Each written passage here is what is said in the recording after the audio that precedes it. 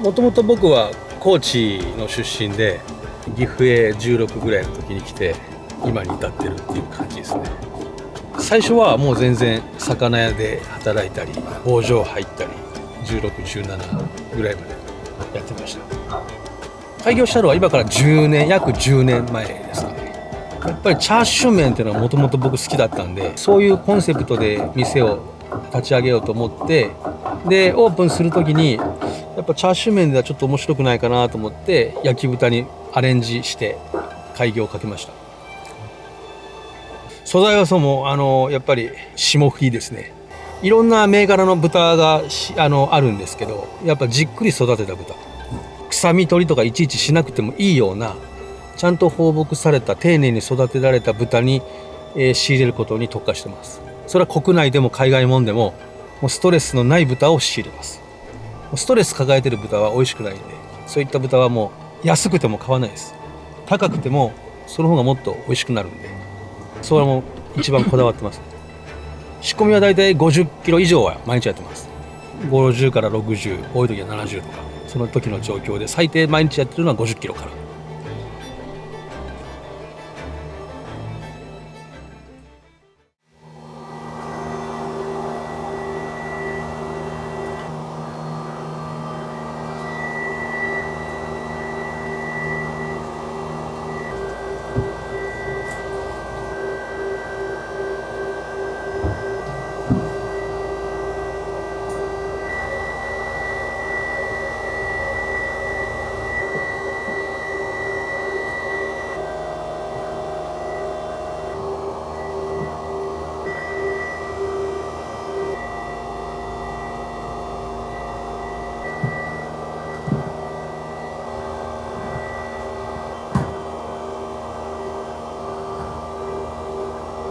霜降ってるの分かりますか？はい。ここに脂肪が入ってるか入ってないかで甘みとか豚肉の性質とか上品さとか、そんなんが全部この間に詰まってます。これがただの赤身だとただに硬い肉になるんで、これすごい大事なところです。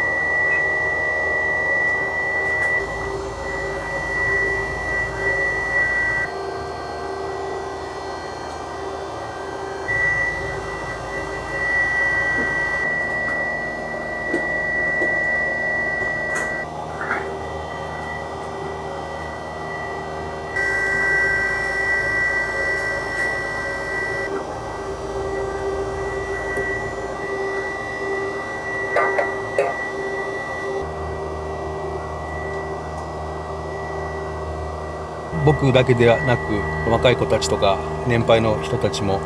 皆さんでこう話し合いしながら、各世代がこう気に入ってもらえるような味を4、5年ぐらいこう店を立ち上げる前にミーティングをかけて、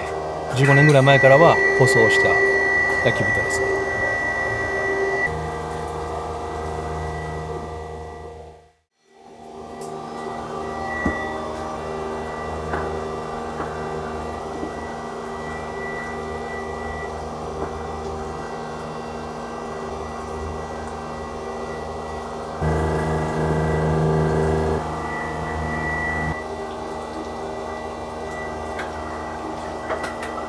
いろんなところでチャーシュー麺を食べてきて至ってますんで、その中で自分がこういう風にしたいなっていうイメージを今につなげてますんで、やっぱパサパサさせない、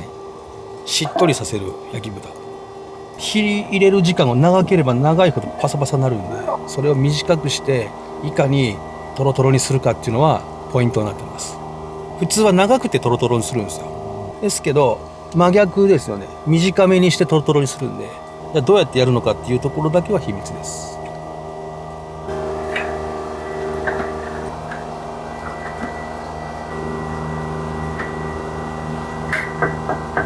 これが一番タレ、一番濃厚なタレです。一番味玉に色が入るタレです。香ばしいタレです。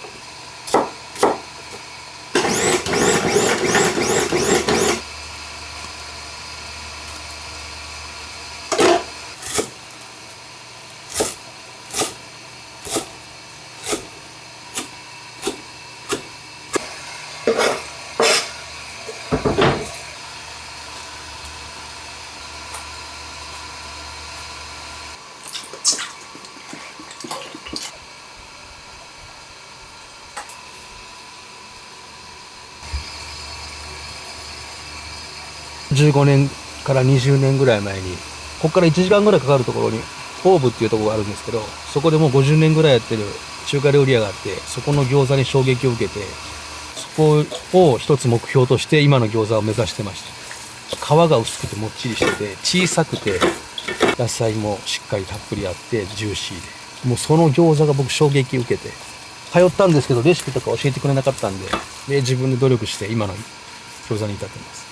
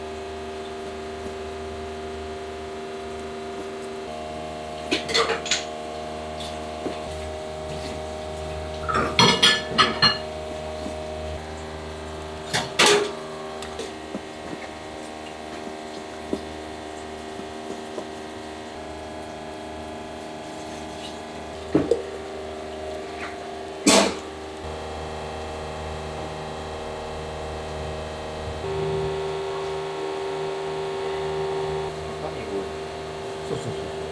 潰していくんじゃないけど、ちょっと並ぶと思うから。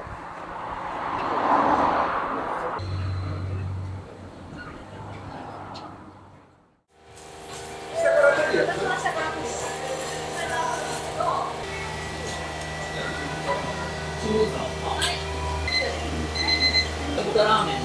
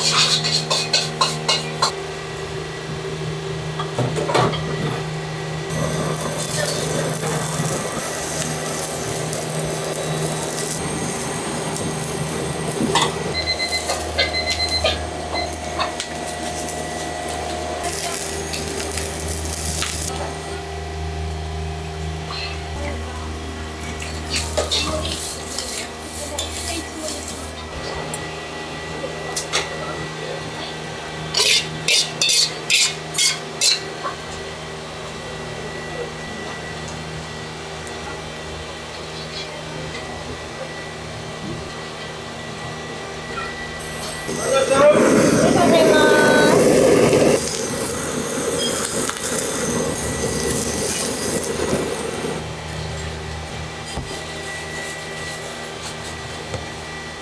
メン出ます。大盛り卵丼です。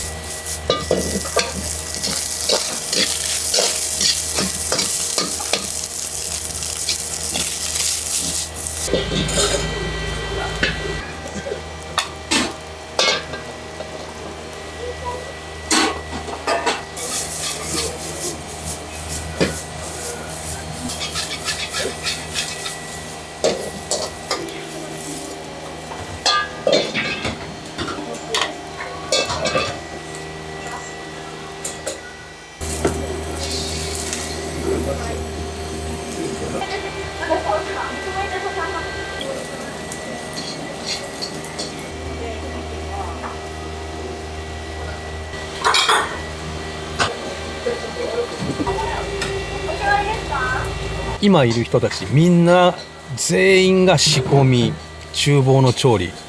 全員できます。若い子たちも全員できます。アルバイト入ってきてももう仕込みとか調理をその日から教えますんで、説明しなくても全体を見てこうしようとかっていうのを自分たちが各自が考えて仕事ができる仕組みにもう全体的になっています。そこが皆さんやっぱり素晴らしいし、感謝もしてますし、見てて僕たちもすごく活性化されるし、やっぱりご飯食べる側に来る人も普段では味わえない刺激がなきゃいけないんで、料理の部分、あと雰囲気、スタッフ、もう総トータルで非日常じゃなきゃいけないんですよ。それをもう究極にするためにはただおっさんがラーメン作ってるよとかありきたりなので、その真逆でやっていくっていうのは僕のコンセプトです。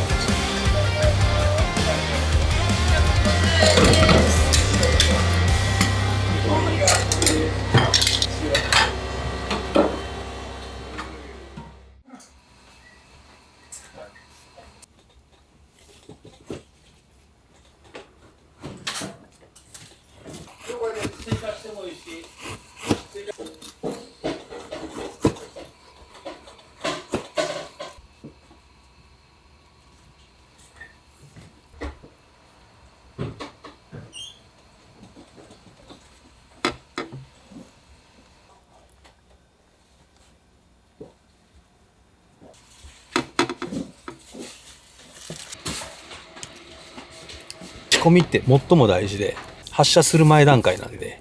だから僕はどっちかというと調理することももちろん大事なんですけど、その根元の部分をもっと大事にしてます。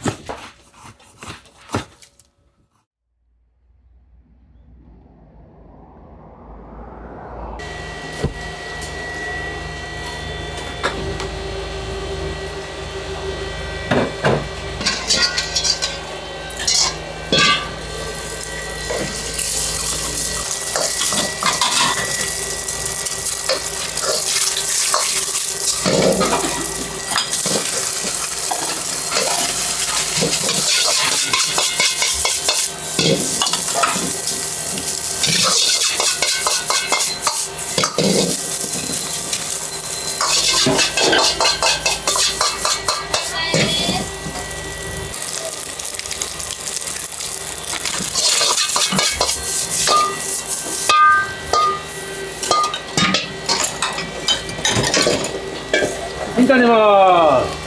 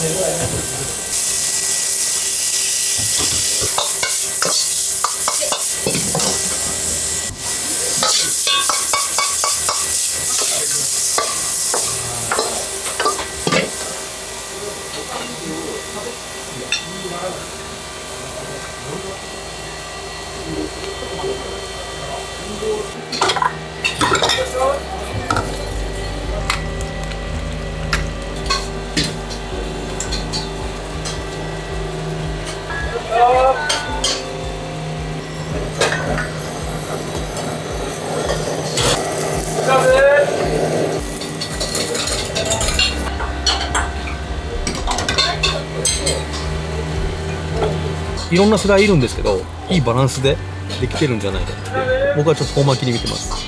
会社ってなんかお偉いさんがいて、またその下に社員さんがいて部下がいてってギスギスしてる、そういうとこもあるじゃないですか。でもまあ見ていただいた通り、みんな言いたい放題言いながらやれてるんで、まあ一番いいんじゃないかっていう。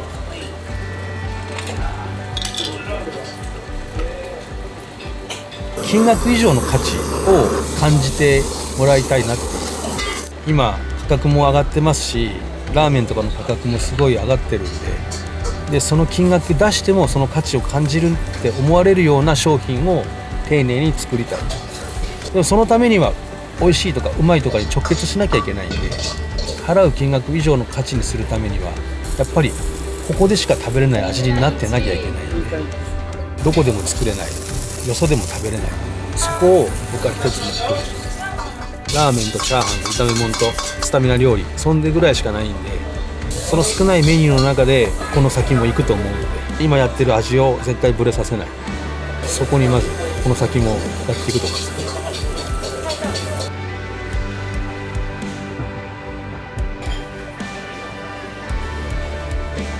ありがたいことに割といろんなところから見える感謝ですよね。そこしかない言葉、笑顔とか僕の方で美味しいとかって聞こえるような、そういう何気ない声とか、そういう声をちょっと耳の遠くの方に拾った時にやっててよかった。